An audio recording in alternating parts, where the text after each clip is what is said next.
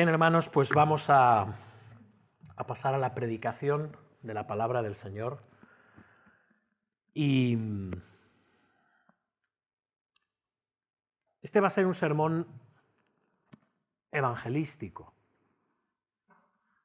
Me gustaría preguntaros, ¿cuántos de los que estáis aquí sois cristianos que habéis experimentado el nuevo nacimiento, la conversión, y por lo tanto habéis bajado a las aguas del bautismo o estáis camino, y ahora estáis andando en novedad de vida? Por favor, ¿podéis levantar la mano? Sin miedo. ¿Seáis miembros de la iglesia o no? Bien, muy bien, muy bien. Pues este sermón es para vosotros, pero también es para todos los que no habéis levantado la mano. ¿De acuerdo? Bien.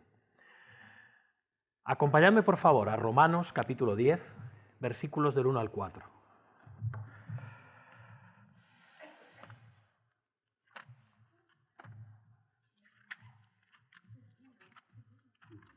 Romanos 10, versículos del 1 al 4.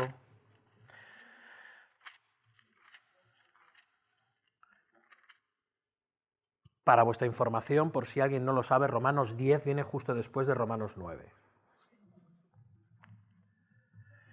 Y dice así Romanos 10, versículos del 1 al 4.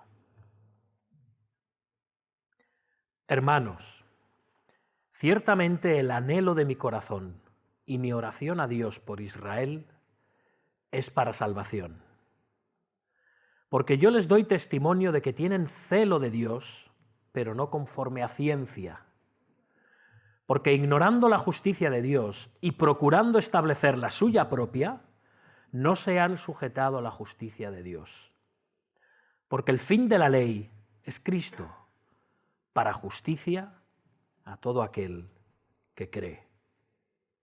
Así dice la palabra del Señor y su iglesia responde, amén. Vamos a orar, hermanos.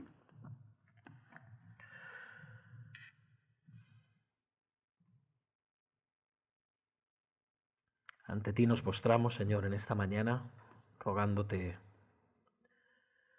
tu bendición y tu iluminación, sin la cual no podemos entender, ni comprender, ni atesorar en nuestro corazón ninguna de las cosas que vamos a considerar esta mañana. Mi intención hoy es predicar tu evangelio, Señor. Predicar tu salvación, predicar tu justicia. Y mi anhelo es descansar en ti, en que tú con el poder de tu Espíritu Santo transformes los corazones de aquellos que están muertos, condenados, perdidos en sus delitos y pecados y condenados al infierno. De aquellos que conocemos, de aquellos que no conocemos, de aquellos que son seres amados para nosotros y de aquellos con los que todavía no tenemos ningún vínculo. Que tú salves, que traigas salvación a sus almas, a sus vidas, pero que tú también transformes, toques y renueves los corazones de aquellos que tú ya has llamado de las tinieblas a la luz, de los miembros de esta iglesia, de otros hermanos que nos visitan. Que tú de nuevo brilles poderosamente en los corazones de cada uno de nosotros, que hoy no sean simples palabras, que hoy no sean palabras huecas y vacías, ni las que yo pronuncie, ni que tampoco suenen así a los corazones y a las mentes y a los oídos de los demás. Que tú uses esto, esta débil, incompleta preparación, Señor, que la uses con poder, pues dependemos de ti para todo y del poder de tu Espíritu Santo. Resucita a los muertos, Señor, renueva a los vivos. En el nombre de Jesús, nuestro Rey, Señor y Salvador. Amén.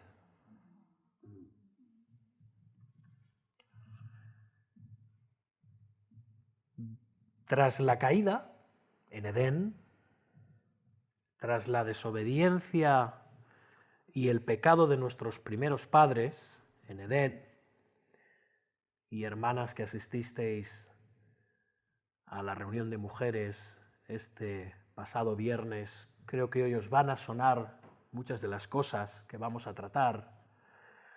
Y os quiero decir que no es que me haya compinchado con mi esposa. Os puedo asegurar que ha sido 100% la providencia del Señor. Aleluya. Todas estas cosas os van a sonar. Pero para los que no estuvisteis en la reunión de mujeres, entre otras cosas porque no sois mujeres, espero que también sea de bendición. Por eso hago este paréntesis. Tras la caída, tras la desobediencia y el pecado de nuestros primeros padres, Adán y Eva, dice la Escritura que entonces fueron abiertos los ojos de ambos y conocieron que estaban desnudos, y entonces cosieron hojas de higuera y se hicieron delantales. Y como trataré de demostrar en este sermón, porque aquí me quedo de momento en el relato del Génesis, esto es el principio de lo que el ser humano caído y alejado de Dios lleva haciendo permanentemente desde entonces. Esto es una muestra de que el ser humano desde entonces lleva tratando de establecer su propia justicia y no sujetarse a la justicia de Dios. En el capítulo 9, que ya vimos en las semanas pasadas, primeramente hablamos de la elección soberana de Dios, ¿sí? ¿Recordáis? Se nos dice que después la mayoría de los judíos habían sido endurecidos al Evangelio. Hacemos un paréntesis en este capítulo 10, que realmente es como una especie de paréntesis, y si pasamos al 11, que consideraremos en el futuro, se nos dirá que esto sucede para que los gentiles puedan entrar en la iglesia. Y al final de este capítulo, el apóstol Pablo estalla en una alabanza, en una adoración, en lo que se llama una doxología preciosa al plan perfecto y glorioso de Dios, en todo esto que estamos viendo. Pero, como de costumbre, y volvemos al capítulo 10, ya estamos en el capítulo 10, Pablo quiere que los hermanos de Roma, y que tú y que yo, que estamos aquí en Sabadell hoy, entendamos bien desde todos los ángulos todas estas cosas. Así que en este capítulo 10 va a dejar muy claro en términos humanos, es decir, desde este lado de la eternidad, entendemos que conceptos como la predestinación y como la elección son conceptos del otro lado de la eternidad. Ahora Pablo quiere hablarnos de este lado de la eternidad, o sea, donde estamos tú y yo, y quiere que nos quede claro por qué las cosas son así. ¿Por qué las cosas son de esta manera? ¿Por qué los gentiles están entrando a mares en la iglesia y por qué los judíos no? ¿Es solo una cuestión de elección o hay una explicación en este lado de la eternidad? Pablo nos va a demostrar que sí, que también hay una explicación en este lado de la eternidad. ¿Por qué está ocurriendo esto? Pues según Pablo está ocurriendo por su terca, la de los judíos, por su terca insistencia en la observancia de la ley como el medio para presentarse justos delante de Dios. Repito esto, por su terca insistencia en observar la ley mosaica como el medio, el único medio posible para ellos, para presentarse justos o de presentarse justos ante Dios. Esto es lo que hacen los judíos, esto es lo que hacían, esto es lo que hicieron y esto es lo que siguen haciendo en su mayoría. Alejarse del Mesías prometido a Israel. En vez de arrojarse humildemente en el medio que Dios ha puesto para su salvación, se alejan de él, por medio de arrojarse arrogantemente en la ley. Porque la observancia de la ley exaltaba y exalta su propia justicia. y quizás ya habríamos resumido el sermón. Esto es lo que Pablo quiere demostrar a la iglesia de Roma, compuesta de gentiles, pero también de judíos, muchos judíos. Así que Pablo de nuevo empieza su argumento dejando claro, y lo vemos desde las primerísimas palabras, que él no es un teólogo o un predicador o un maestro frío, desapasionado, despiadado. No. Pablo es un hombre que tiene un corazón que late y siente fuertemente por aquellos que son su pueblo, según la carne. ¿Veis cómo empieza? Versículo 1, espero que lo tengáis todos abierto, con el punto de lectura, y si no, con el móvil ahí. Empieza diciendo, hermanos, ciertamente el anhelo de mi corazón y mi oración a Dios por Israel es para salvación. Y de nuevo, ¿sabéis lo que estamos viendo aquí? No solo el corazón pastoral, el tierno corazón del apóstol Pablo por los suyos, que es lo natural. Sentimos, o deberíamos, naturalmente, sentir un amor mayor por aquellos que son de los nuestros, de nuestra familia, que por los que no lo son. ¿Correcto? ¿Estamos en lo cierto? Dicen que la sangre es más espesa que el agua. Y es verdad. Y es lo que debe ser. Pues Pablo no solamente está demostrando esto, sino que está demostrando otra cosa. Yo no sé cuán profundamente tienes asumida la doctrina de la elección incondicional. No lo sé. Pero te aseguro que por asumida que la tengas, posiblemente no la tienes tan asumida como la tenía el apóstol Pablo. ¿Estamos de acuerdo? ¿Qué pensáis? Sí, igual me equivoco. Pero como mínimo el apóstol Pablo la tenía clarísima.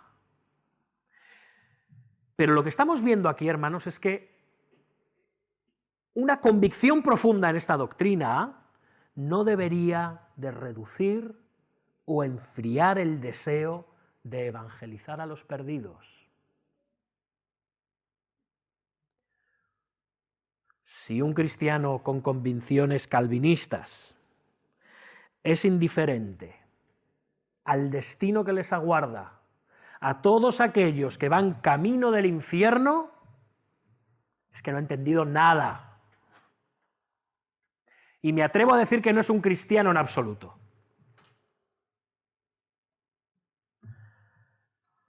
Hermanos, Dios, al igual que ha establecido la elección y la predestinación para salvar, también ha establecido los medios para salvar, para que la salvación llegue a sus escogidos. Y esos medios son la oración y la evangelización.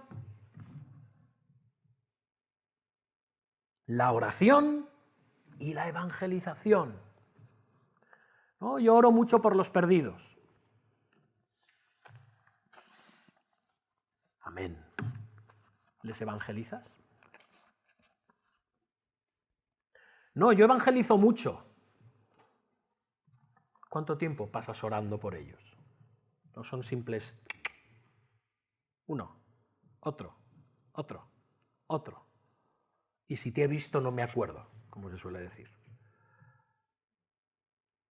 Oración y evangelización. Evangelización y oración. Y volvemos a orar y volvemos a llevar el mensaje del Evangelio. Esos son los medios que Dios ha establecido para salvar en este lado de la eternidad a sus escogidos al otro lado de la eternidad. Así que aquellos cristianos que se encierran en sus iglesias predicando las santas y benditas doctrinas de la gracia, y digo esto sin ninguna ironía, para mí son santas y benditas, y se encierran en sus confesiones de fe y no hacen ningún esfuerzo por alcanzar a todos aquellos que están afuera, camino del infierno y de la destrucción eternas, tienen un serio problema. y tienen un serio problema con su conversión. No han entendido de qué va esto. Y tristemente hay iglesias así. Algunas porque se abandonan a eso. Que la nuestra no sea una de ellas. A la indiferencia. Y otras porque lo creen y afirman profundamente. Ya vendrán. Eso es el mal llamado hipercalvinismo. Y digo mal llamado porque un verdadero calvinismo, un auténtico hipercalvinismo, es un cristianismo militante, es un cristianismo que lleva el evangelio a otros. No lo olvidemos, no lo olvidemos. Y Pablo dice que ora y tiene un ferviente anhelo en su corazón y obra con un propósito definido. ¿Cuál es el propósito con el que ora Israel? Ora por Israel, perdón, por su salvación. Por su salvación. Tiene un deseo ardiente por la redención de Israel. Y ora. Pero Pablo no solo ora, también testifica siempre que tiene oportunidad. Ora, ayuna, emprende viajes misioneros.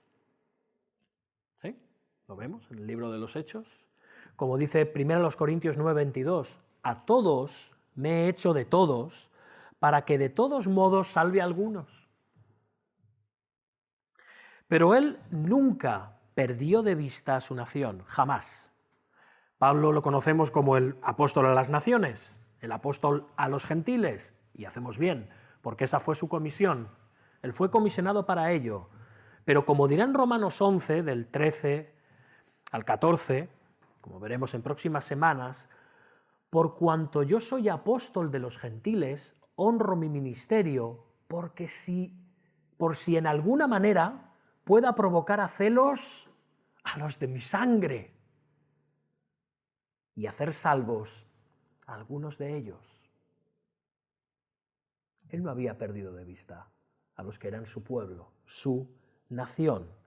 Hermanos, no hay un mayor potenciador del celo evangelizador que una creencia firme en que Dios salva soberanamente a sus escogidos, que Él tiene un número de personas inmenso,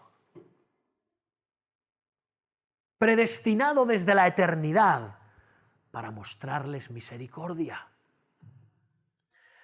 Hermano, hermana, es que yo soy muy torpe, es que yo no tengo palabras, es que me da miedo, es que me van a mirar mal, es que no depende de ti.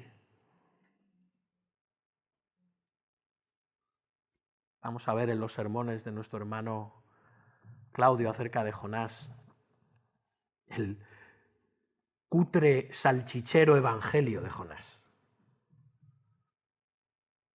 En 3 días la ciudad se va a destruir, arrepentíos o si no os morís, adiós. El Señor lo usó para salvación. Eso es lo maravilloso, que no depende de ti ni de mí. No depende de tu elocuencia. No depende de lo bien que utilices las escrituras y que dejes sorprendida a la persona. ¡Uy, qué manejo! ¡Qué dominio! ¡Qué bien se expresa este hombre! No. No depende de tu capacidad, ni de programas evangelísticos. Depende totalmente de Dios. Y nada más que de Dios. La salvación es del Señor. ¡Qué alegría! Porque si dependiera de mí, que muchas veces digo, es que no he dicho esto, no he dicho lo otro, me he olvidado de decirlo de más allá, ¿por qué no le he leído este versículo? O cuando me ha dicho aquello no he sabido qué responderle. Si piensas que depende de eso, estás muy equivocado. No estoy diciendo que no hay que conocer, como veremos, el Evangelio, que hay que saber presentarlo, nadie está diciendo eso. Debemos esforzarnos por ser diestros en nuestra presentación del mensaje de salvación. Pero de nuevo, si piensas que depende de eso, te estás equivocando. y no estás descansando. Porque la mayoría de las veces, si depende de nosotros, no estamos haciendo las cosas bien. O algo se nos escapa, o algo no hemos dicho, o no nos hemos dado cuenta de la necesidad de esa persona, o no hemos sabido llegar al corazón de esa persona. Pero es Dios que usa su mensaje para llamar a sus escogidos. Es Dios. Pero de nuevo, recordemos que estamos considerando el lado humano de la salvación. Así que, hermanos, igual esto hace temblar a algún calvinista, o sea, que vea este sermón aquí en directo o lo vea grabado durante la semana. Sin miedo a equivocarme, me gustaría deciros lo siguiente: Dios salvará a sus escogidos por medio de nuestros esfuerzos evangelizadores. Dios salvará a sus escogidos por medio de tus esfuerzos evangelizadores. O como lo dice Martin Lloyd-Jones, mucho mejor que yo, Dios ha decretado atraer con cuerdas de amor a las ovejas de su prado hacia su eterno redil mediante los esfuerzos evangelizadores de su iglesia. Dios ha decretado atraer con cuerdas de amor a las ovejas de su prado hacia su eterno redil mediante los esfuerzos evangelizadores de su iglesia.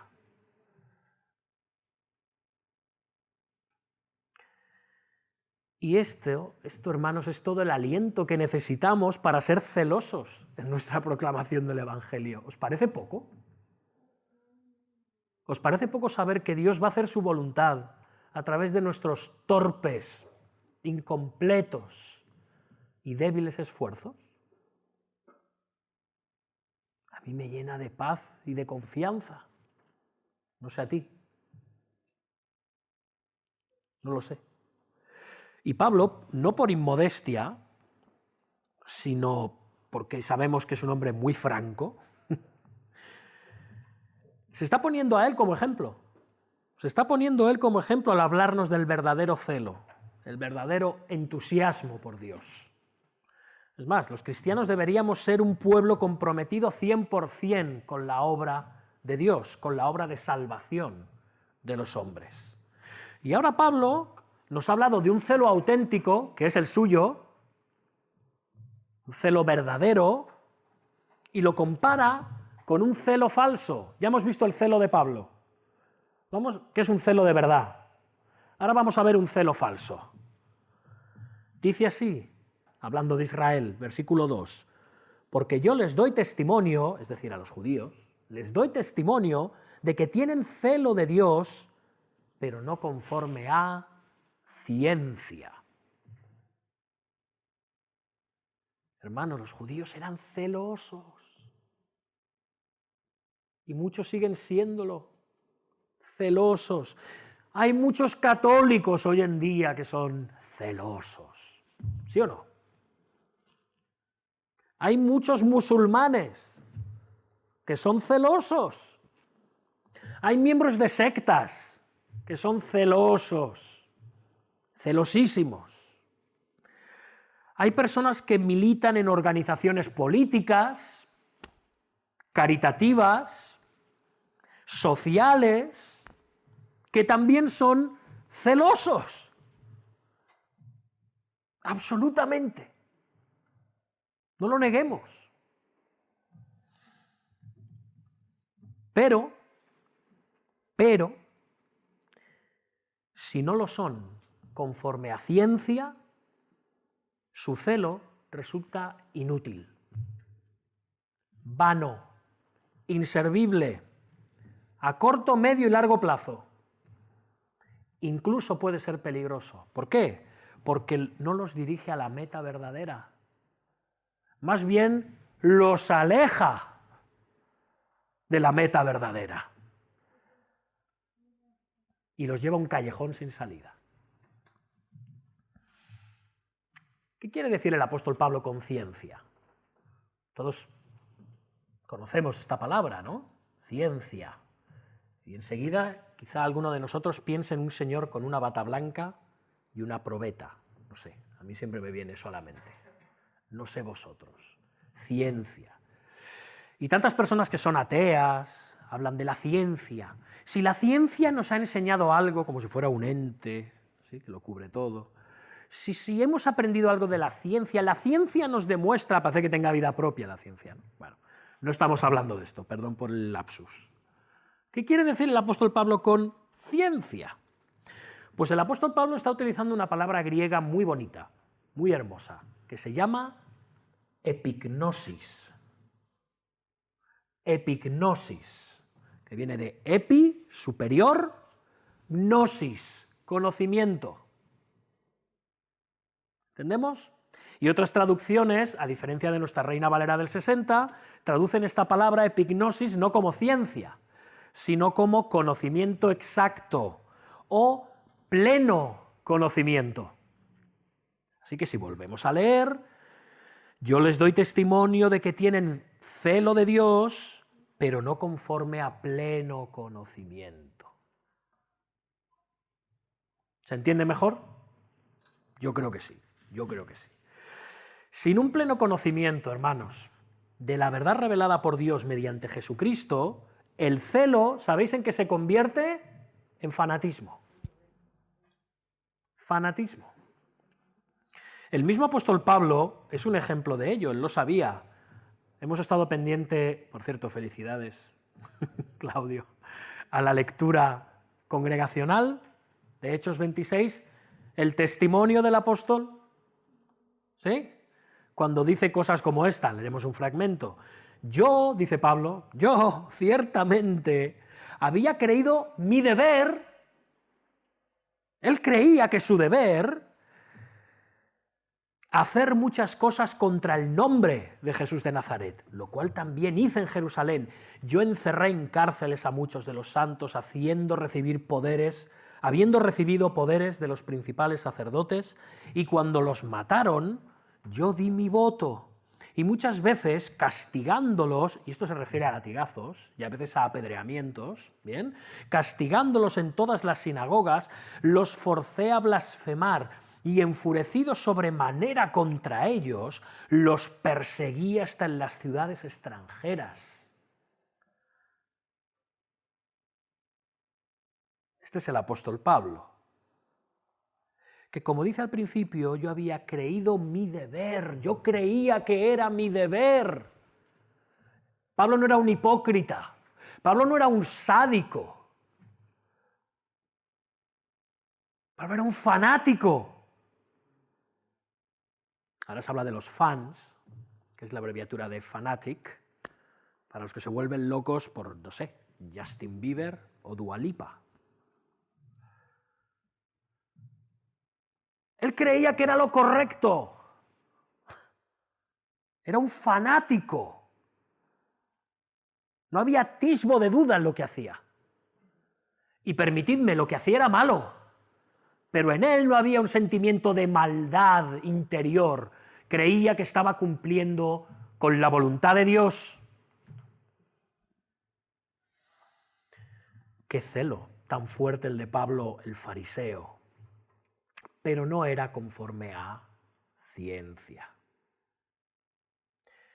No tenía conocimiento pleno, no tenía un conocimiento exacto. El apóstol Pablo en otro tiempo había sido igual que los judíos eran ahora, y son ahora muchos de ellos. Y él sabía que solo por la intervención sobrenatural de la gracia divina los judíos podían ser salvos. Y por eso ora. Por eso ora. Desde su experiencia de conversión, que él tiene camino de Damasco, como hemos leído también, por cierto, ahí se le concede una revelación del Señor, ¿bien? Ahora, desde entonces, él ejercía la misma energía en el servicio a Dios que antes había manifestado en perseguir a la Iglesia de Cristo, pero ahora su celo era verdadero. Era un celo conforme a ciencia. conforme a un auténtico y pleno conocimiento. Tenía una clara perspectiva de la verdad por medio de Jesucristo. Y quizá uno se pregunte, wow, así que debemos de tener un celo verdadero, como el de Pablo. ¿Cómo es el verdadero celo cristiano? ¿Qué aspecto tiene?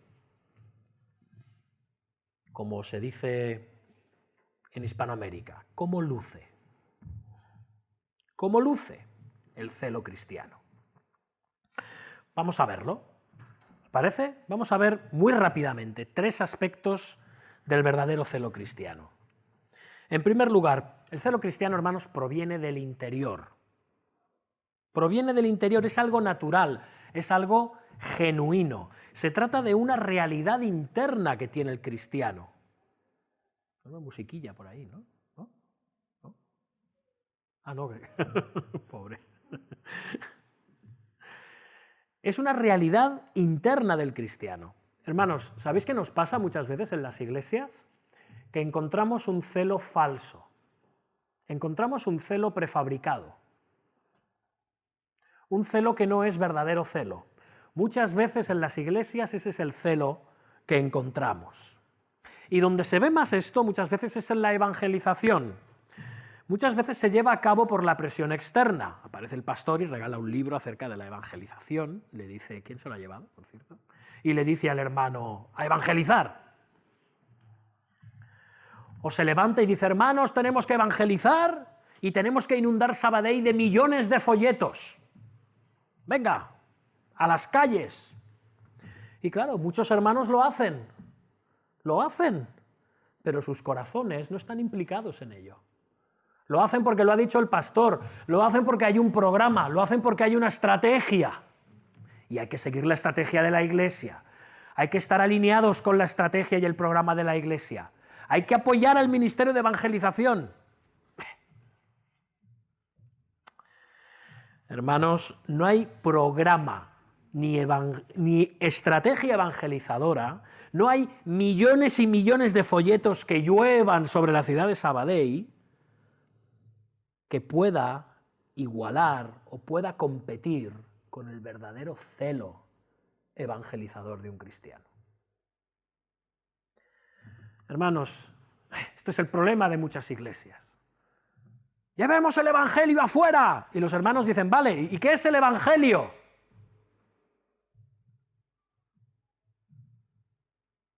Se sale a la calle sin saber siquiera qué es el evangelio. Hermanos, más vale enseñar a los hermanos qué es el evangelio. Llenar el corazón desde el púlpito, desde diferentes áreas de enseñanza y discipulado a los hermanos. ¿Qué es el evangelio? Llenarnos y saturarnos en nuestro corazón del evangelio y orar porque el Señor nos conceda verdadero celo y amor por los perdidos, que enviarlos allá con una cartera llena de folletos a inundar la ciudad. Eso consigue muchísimo más, porque entonces la gente con un corazón lleno y saturado de la gracia del Evangelio de Jesucristo saldrá naturalmente a predicar al Evangelio de Jesucristo, sin que el pastor tenga que decir, hoy, domingo o sábado evangelístico. Nada, pero nada, hermanos, nada podrá detener el celo evangelizador de una iglesia que está compuesta por corazones verdaderamente enamorados de Jesús. ¿Estás enamorado de Jesús? ¿Entiendes la palabra enamorado, no? ¿Estás enamorada de Jesús? ¿Estás enamorado de Jesús? Dicen que los enamorados huelen a cuarto cerrado, que no dejan de hablar siempre de la misma persona. Y trocotró, y trocotró, y trocotró, y trocotró, y trocotró. ¿O no? ¿O no os ha pasado? ¿Estás verdaderamente enamorado de Jesús? Siguiente. Ya hemos visto que proviene del interior, que es genuino el verdadero celo cristiano. Ahora vamos a ver que proviene de un conocimiento verdadero del Evangelio, de la verdad del Evangelio, pero también de la horrenda situación en la que se encuentran las personas alejadas de Dios. ¿Tienes una verdadera carga por la situación en la que se encuentran las personas alejadas de Dios? Personas que están bajo la ira de Dios, que tienen el terrible destino del infierno, que les aguarda a todos aquellos que no se arrepienten de sus pecados y van al Señor Jesucristo con fe. ¿Realmente tú crees realmente que están en esa terrible situación? El cristiano tiene celo por los perdidos principalmente por una cuestión, y es porque tú has estado allí.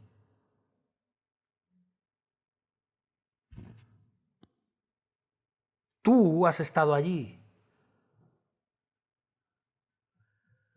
Sabes la angustia, el vacío, el sinsentido y la ansiedad de la vida sin Dios. Has estado allí. Pero también conoces ahora las glorias y las bendiciones de la vida cristiana.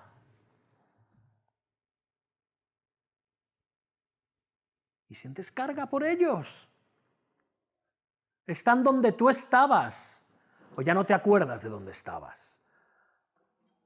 O no estabas tan mal como estabas. O quizás sientes que estabas mejor como estabas que ahora.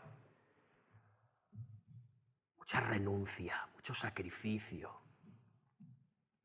mucho mal rollo en la iglesia. Pues le voy a decir que venga aquí.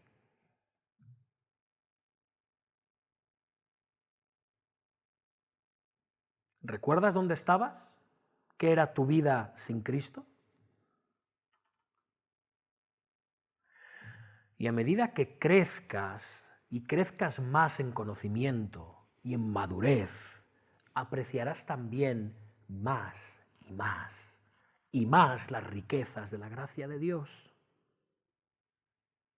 Y ahora el cristiano quiere que los demás también las conozcan. Y tres, por encima de todo, el verdadero celo cristiano se preocupa, por encima de todo, por la gloria de Dios, y no la propia. No se trata aquí de ganar individuos, no se trata de números. No hemos sido llamados a dar testimonio de Jesús para luego jactarnos en lo llena y repleta que está la iglesia, como por cierto hacían los fariseos de tiempos de Jesús, que se jactaban de los conversos que hacían. El motivo predominante de tu evangelización es que Dios sea glorificado, que sea exaltado por medio de la manifestación de su gracia salvadora, que Dios sea alabado por ello. Que veamos a Dios salvar y ser alabado por ellos. Como dice Efesios 2:7, para mostrar en los siglos venideros las abundantes riquezas de su gracia en su bondad para con nosotros en Cristo Jesús. La gloria de Dios. Esa es la gasolina del celo cristiano, no la gloria del hombre. Ni del que predica, ni del que es salvado. La gloria de Dios que salva. Y este es el verdadero celo cristiano. Y por eso tiene Pablo tanta tristeza y continuo dolor, como dice al principio del capítulo 9, porque los judíos tienen un celo falso, un celo autofabricado. Tienen un celo sin conocimiento, sin ciencia. Un celo no conforme a ciencia les aleja más y más y más y más y más del verdadero conocimiento del Evangelio que solo podemos entender por medio de Jesucristo, el Mesías. Hermano, hermana, ¿tienes un entendimiento correcto del Evangelio?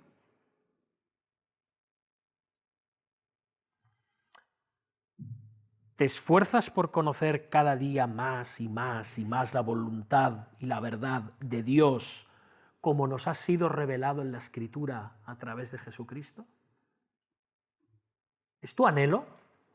¿Es tu objetivo? ¿Es tu propósito en la vida?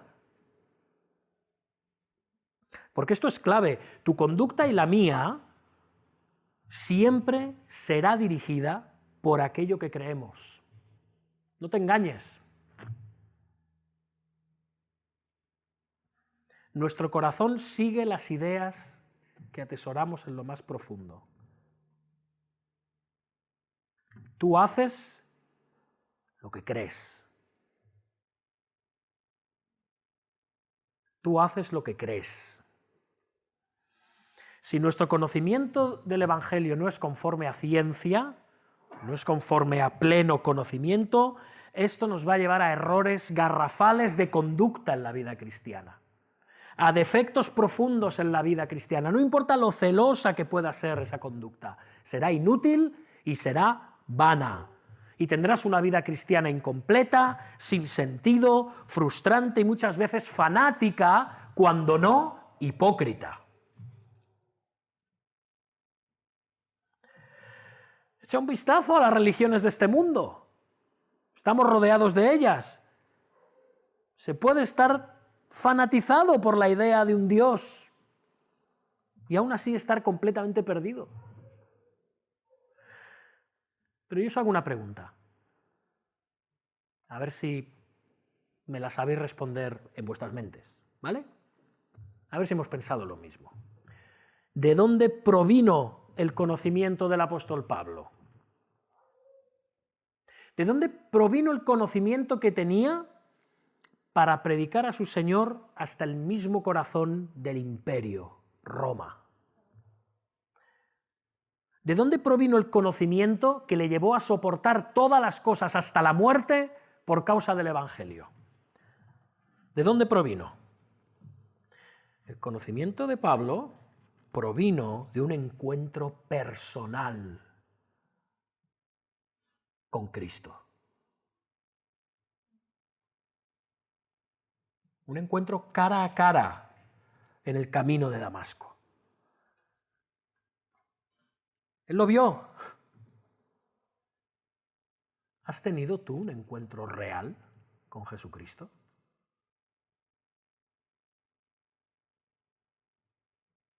Sí, me vas a decir, bueno, no he visto ninguna luz que me ha dejado ciego y he caído. ¿Entiendes perfectamente lo que quiero decir? ¿Has tenido un encuentro real con Cristo? ¿Cuán real es para ti? ¿Vives la conciencia y el convencimiento de que estás en su presencia? Este celo es el que llevó a Pablo a que sus compatriotas judíos tuvieran también ese encuentro con Jesús. ¿Deseas tú lo mismo? ¿Deseas que los demás conozcan a Jesús como tú lo has conocido? Entonces, ¿qué estás haciendo para que esto sea así?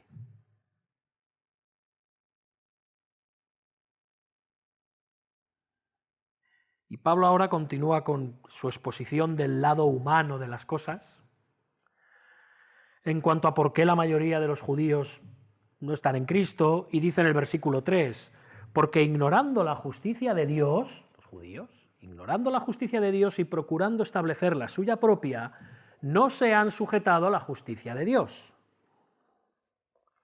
Y de nuevo, el motivo de esto es la falta de conocimiento. Los judíos estaban, ¿habéis visto? ¿Qué pone ahí? Ignorando la justicia de Dios. Y esto nos lleva de nuevo al punto clave del asunto. Un conocimiento de la verdad resulta indispensable para la salvación. No que todos seamos grandes teólogos y eruditos bíblicos, no. un entendimiento real de lo que es el Evangelio resulta indispensable, innegociable para la salvación. Esto todos los que sois miembros de la Iglesia sabéis que se os ha preguntado. ¿Me puedes resumir el Evangelio? ¿Pocas palabras? Un párrafo, ¿eh? En 2, 3 frases. Si puedes en una, mejor.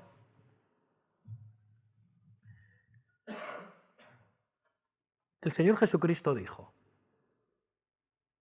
atención, creo que esto no se ha oído nunca. ¿Listos? Yo soy el camino, la verdad y la vida.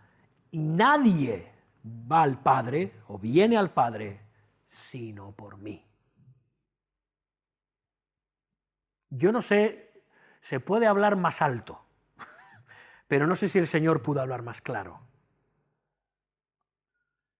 Cristo es el camino, la verdad y la vida, y nadie es salvo, nadie va a la presencia del Padre si no es a través de Él. Y si te has convertido después de ver una puesta de sol muy bonita, o porque encontraste en la iglesia una familia muy cariñosa y afectuosa, o porque hay un montón de actividades en la iglesia que puedes hacer a la semana y no parar y estar siempre ocupado y relacionándote con los hermanos, si ese es el fundamento de tu salvación, también me atrevo a decir que no te has convertido en absoluto. Tú te has convertido a un sentimiento, a una idea, a un colectivo, a un cuerpo de doctrinas te has convertido, a unas actividades semanales, pero no te has convertido a Cristo. La salvación depende de entender, atención, de entender de corazón, de entender con el corazón una serie de verdades fundamentales del Evangelio, que podemos llamar el ABC del Evangelio, si tú quieres. Te pregunto, ¿tienes el debido conocimiento del Evangelio? Y espero que tengas un problema a la hora de responder esto. Me encantaría que tuvieras un conflicto. Me encantaría que dijeras, sí, creo que sí, porque he sido salvo por ese Evangelio. Amén. Pero también me encantaría que al mismo tiempo dijeras, no, porque en todas las edades, hermanos, en toda la eternidad, no vamos a acabar de desentrañar todos los misterios ocultos en el Evangelio de Jesucristo, en el amor de Dios mostrado por Cristo hacia ti y hacia mí, seres humanos pecadores. Y cuanto más me conozco, menos lo entiendo.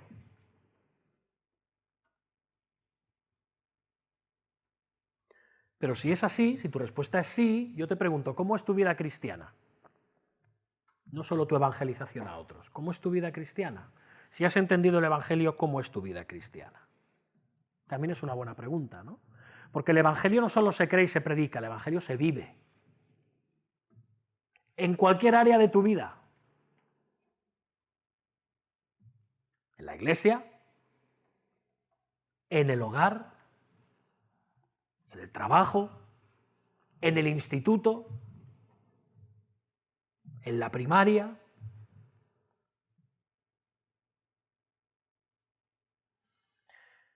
Hay al menos tres cosas que deberíamos de haber entendido con relación al Evangelio y que no entendían los judíos en absoluto porque no les daba la gana. Debes de haber entendido quién es Dios y quién eres tú debido a la caída.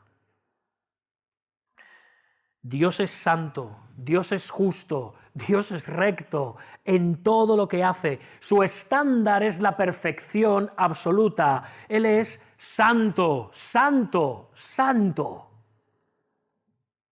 como hemos cantado. Y esto debes enseñarlo al evangelizar. La idea de que Dios es un abuelito muy amable, sonriente en los cielos, mirando nuestros pecados y sonriendo con condescendencia, diciendo, pobrecillos, es una farsa. Si esta es la idea de Dios que tú presentas al evangelizar, la gente no va a querer nada de este Dios. ¿De qué le sirve? ¿Para qué lo quiere?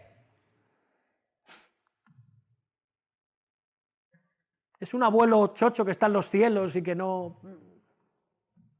Es ese gran Papá Noel cósmico al que cuando tengo algún problema acudo y le pido que me haga un regalito.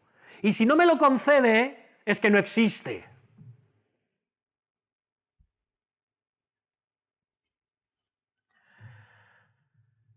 Las personas deben de saber quién es ese Dios 3 veces santo.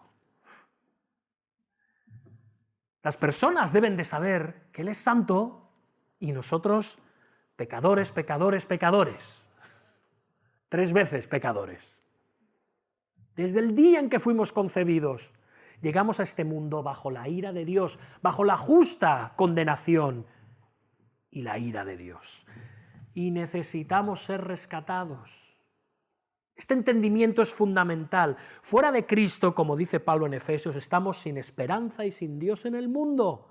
Fuera de Cristo estamos, o somos, por naturaleza, hijos de la ira de Dios. Hermano, amigo que estás hoy aquí sin Cristo, solo empapando nuestros pecados en la sangre derramada por Jesucristo en la cruz, ahora puedes ser salvo y vestido con la justicia de Cristo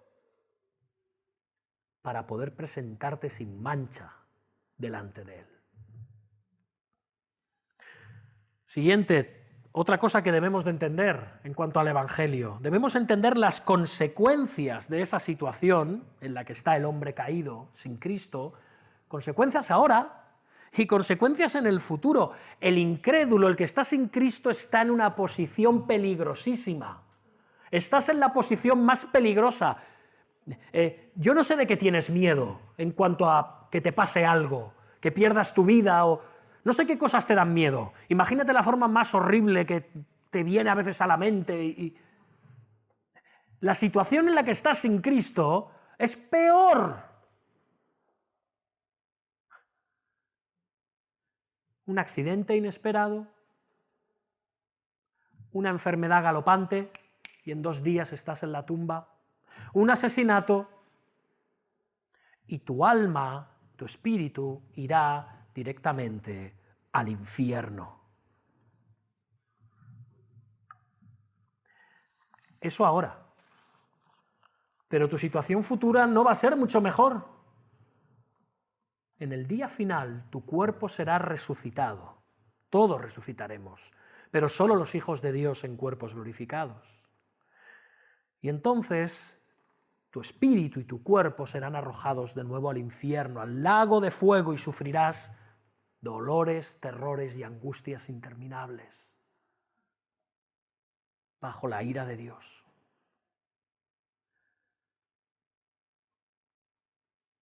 Aquellos que evangelizamos debemos ser conscientes de esta realidad, conscientes de la terrible situación presente y futura de aquellos que están alejados de Cristo. Oye, perdón que te diga, pero este sermón no es nada amoroso. Y este evangelio que tú predicas no me gusta nada, Pastor Javier. Dios es amor. Amén. Pero ¿sabéis quién habló más del infierno en todas las Escrituras? El Señor Jesucristo. ¿Por qué? Porque es amor. Tú estás viendo que alguien está a punto de sufrir un destino terrible. ¿Le vas a avisar? Lo que no es amoroso es no decirle nada a la gente con tal de que estén muy contentos y llenen nuestras iglesias y nuestras cajas de ofrendas. Eso sí que no es amoroso. Pero avisar a las personas de que van camino del infierno es lo más amoroso que se me puede ocurrir. ¿Por qué? Porque hay una tercera cosa que no debemos olvidar después de todo esto. Y es que en el Evangelio también hay que tener un entendimiento de que hay un Salvador. Que tras estas malas noticias viene la buena noticia de que hay esperanza para el hombre. ¿Cómo hemos llamado esta serie de sermones? La carta de la esperanza, porque nos habla del Evangelio de principio a fin. Hay esperanza para todo hombre y mujer en esta tierra. Hay un Redentor que regala su propia justicia y anula tus pecados pasados, presentes y futuros.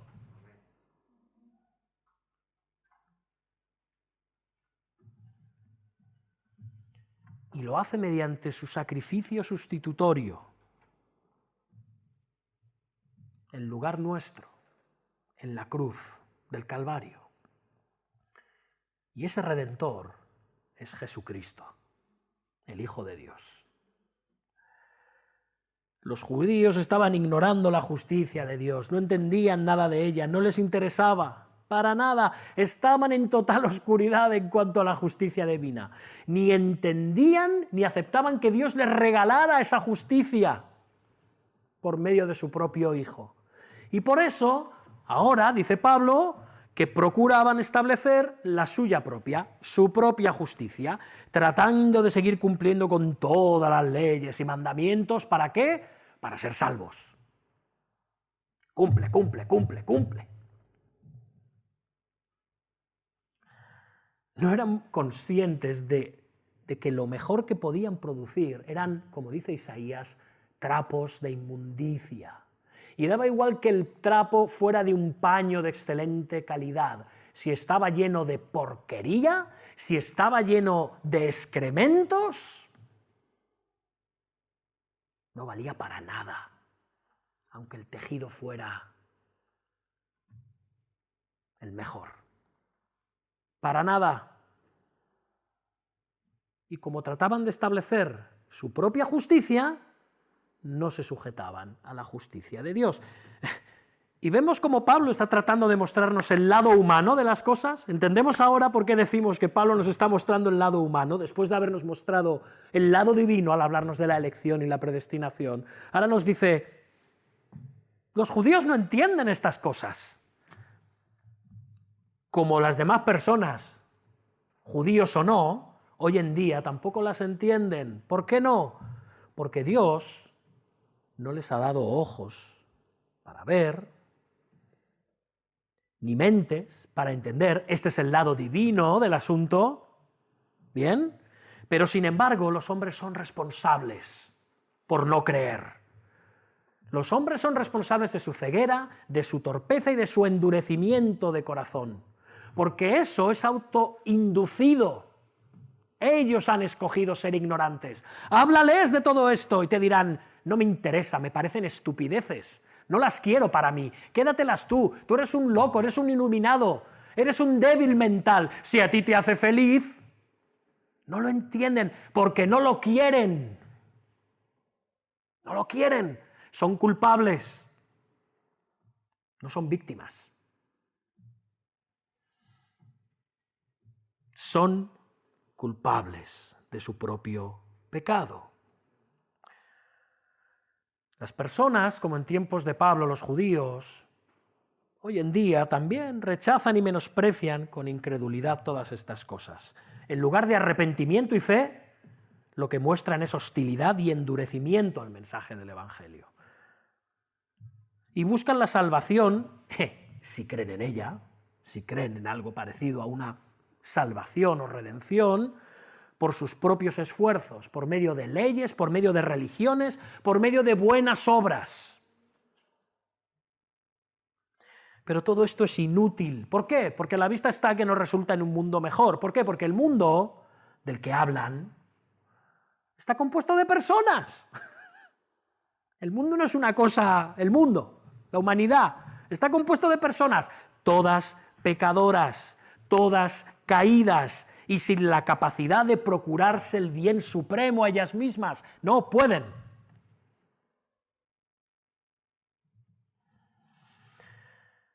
Y las personas intentamos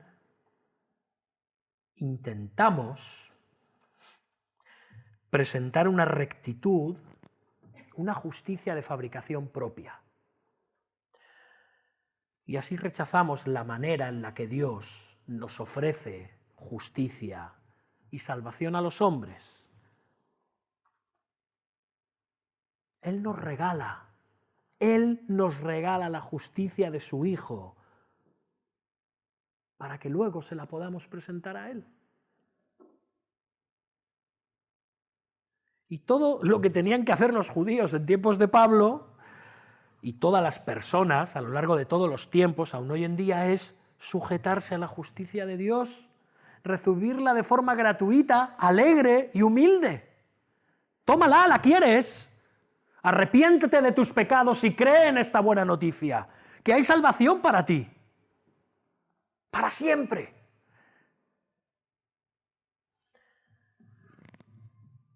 Se pone dramático el momento. Hay salvación para ti. Hay salvación por gracia, por medio de la fe. Y Pablo, cuando habla de sujetarse, usa la palabra griega hipetagesan, que tiene un sentido literal de someterse, de sujetarse, de subordinarse. Pero no de una forma ciega, como haría un esclavo, sino de una forma reflexiva. Es una obediencia de corazón.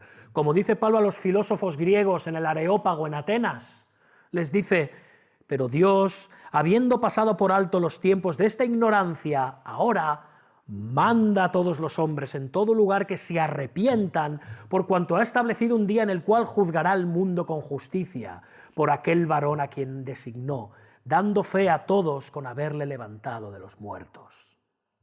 Dios ahora manda a todos los hombres que se sujeten a su justicia por medio de arrepentirse y creer en Jesús antes de que sea demasiado tarde, antes de que venga el juicio.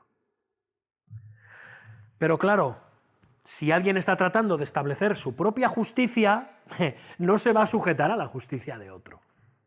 Por supuesto que no. Esto implica dejar al lado tu propia justicia para abrazar la de Cristo. Y si estás aquí hoy, esta mañana, sin Cristo, ¿estás dispuesto a eso? ¿Estás dispuesto a dejar tu propia manera de ganarte la salvación y recibir la justicia que es por la fe en Jesucristo? ¿O tu orgullo te priva de renunciar a tus trapos de inmundicia que pretendes presentar ante un Dios 3 veces santo? Como sigue el apóstol Pablo y concluye en el versículo 4, sin Cristo no hay salvación, porque el final de la ley es Cristo, para justicia a todo aquel que cree. El Mesías que los judíos habían ignorado, Jesús de Nazaret, era el Salvador que los libraba de la esclavitud a sus propios e inútiles esfuerzos por cumplir con la ley. Cristo es el fin de la ley. ¿Qué quiere decir esto? ¿Que ha sido anulada la ley, expresada en los 10 mandamientos? No. Los 10 mandamientos, la ley de Dios, es la voluntad permanente de Dios para la humanidad. Cuando Pablo dice que Cristo es el fin de la ley, significa que Cristo ha cumplido completamente todas sus justas demandas. Jesús ahora es el único justo posible sobre la tierra, y esta ley que ha sido cumplida ahora puede ser para ti. Él te la puede regalar si crees. Porque como dice Pablo al final, es para todo aquel que cree. Ya no necesitas cumplirla para obtener la salvación, porque ya ha sido cumplida en Cristo. Ya no hace falta que la cumplamos 2 veces. No puedes. No puedes. Él lo hizo. Jesús honró plenamente en su vida la ley, cumpliéndola hasta la letra más pequeña, también cumpliendo las demandas de castigo por el pecado, y Él sufrió esto en la cruz del Calvario, en sustitución por ti. Y después de esto fue resucitado como una muestra de que Dios aprobaba su sacrificio a favor de los hombres, y ascendió a los cielos y presentó el valor de su obra salvífica ante el trono de la gracia, y ahora está sentado en los cielos, cuidando de su pueblo, guiando su iglesia, hasta el día en que Él venga y traiga recompensa sobre su pueblo y castigo sobre aquellos que le han rechazado. Qué trágico que los judíos, a pesar de su celo, fueran y sean tan ignorantes de todo esto, que traten inútilmente de alcanzar el favor de Dios por medio de la ley. Y qué trágico, qué lamentable que hoy muchas personas sigan tratando de salvarse la salvación por sus propias obras, por su propia moralidad, por su propia ética. En la balanza de Dios, Él solo va a estimar de valor la justicia de Cristo, no la tuya.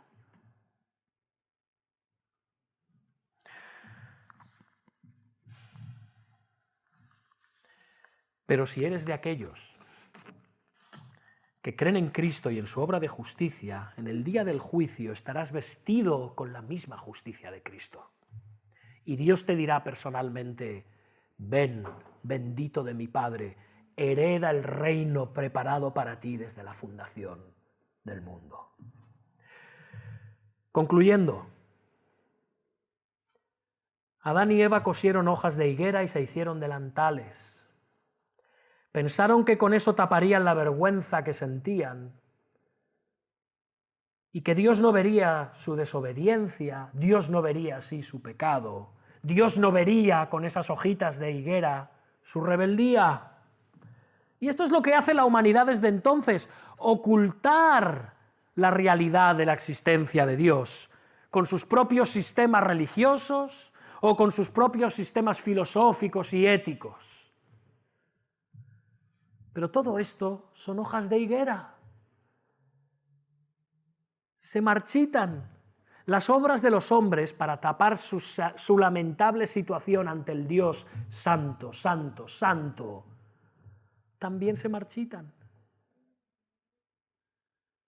Unos delantales de higuera, que me vais a permitir, pero solo cubrían la parte de delante.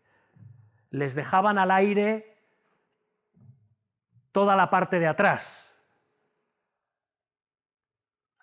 Su vergüenza no estaba cubierta, estaba disimulada. Eran una cobertura temporal y pasajera, que además se marchitaba. Las obras humanas no pueden cubrir nuestra vergüenza. Incluso me pregunto cuántos cristianos o supuestos cristianos siguen haciendo lo mismo. Buscan su propia manera de hacer las cosas y de tapar su vergüenza pensando que así Dios los aceptará en su reino. Pero Dios, que es rico en misericordia, desde el mismo escenario original de la caída dispuso un medio para que fueran tapados completamente delante de Él todos los pecados. Dice Génesis 3:21, y Jehová Dios hizo al hombre y a su mujer túnicas de pieles y los vistió. Dios mismo les proveyó una cobertura. Dios mismo los tapó no con delantales que solo cubrían una parte de su vergüenza y de su pecado, sino unas túnicas de pieles que cubrieron todo su cuerpo, no de hojas de higuera que se marchitan, sino de pieles que son duraderas y resistentes. Unas túnicas de piel que solo pudieron salir ¿de qué? De un sacrificio. Un sacrificio de un animal que Dios proveyó. Como Dios también ha provisto un sacrificio, el de su propio Hijo Jesucristo, el Cordero de Dios, que quita el pecado del mundo, para que si nos sumergimos en su sangre y nos vestimos con fe en su justicia, seamos cubiertos y protegidos del castigo y la ira de Dios, y tengamos perdón y vida y gloria en Él por toda la eternidad. Sujétate a la justicia de Dios. No trates de establecer la tuya propia. Cree en Jesús, su Hijo, y cúbrete de Él. Besad al Hijo para que no se enoje y perezcáis por el camino cuando se encendiere de aquí a poco su furor. Bienaventurados todos los que en Él confían. Amén. Amén.